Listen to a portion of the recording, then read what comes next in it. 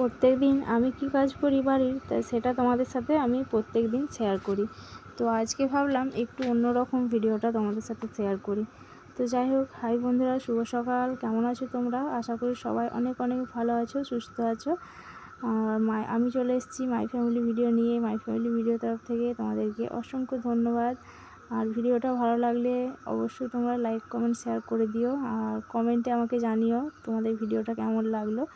তো আজকে যেহেতু ভিডিওটা বেশি বড় করলাম না, কারণ আজকে আমার শরীরটা খুবই খারাপ কালকে রাত থেকে।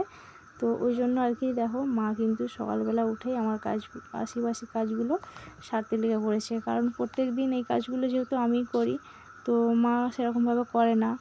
তো ওই জন্য আর কি আমার শরীরটা খারাপ বলে মা আজকে কিন্তু কাজগুলো করছে। তো এরকমভাবেই আমরা মিলেমিশে কাজগুলো করতে ভালোবাসি। মাকে অতটা কিছু করতে দিই না, চেষ্টা করি সব রকমভাবেই আমি যতটা পারি গুছিয়ে করি।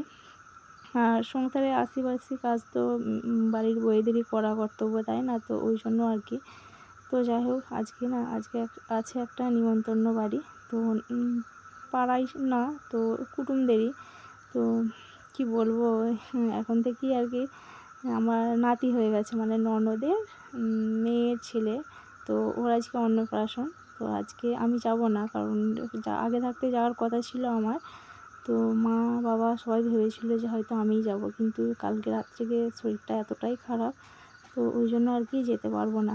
তো আজকে আমার সোনা বাবা স্কুল যাচ্ছিলো, তারপরে ওকে মানা করা হলো যে আজকে স্কুল যেতে হবে না, কারণ ফোনও আসছিলো বারবার অনুষ্ঠান বাড়ি থেকে যে ওকে নিয়ে যাওয়ার জন্য। কারণ ওর তো মামা আর কি, অনেক বড় মামা, তো ওই জন্যই আর কি ওকে বারবার যাওয়ার জন্য বলছিল ও দিদি। তো ওই জন্য স্কুল গেল না।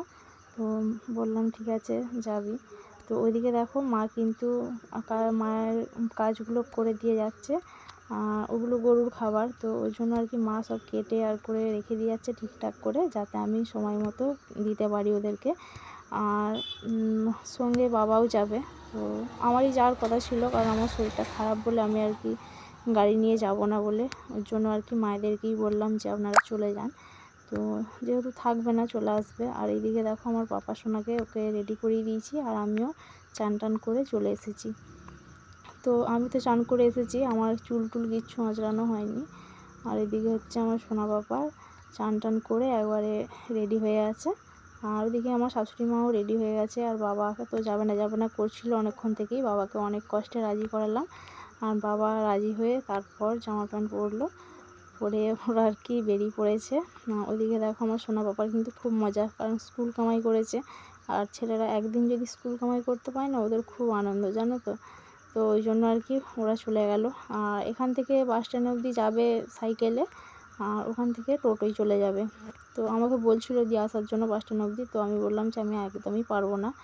তো ওই জন্য আর কি সাইকেলে যাবে।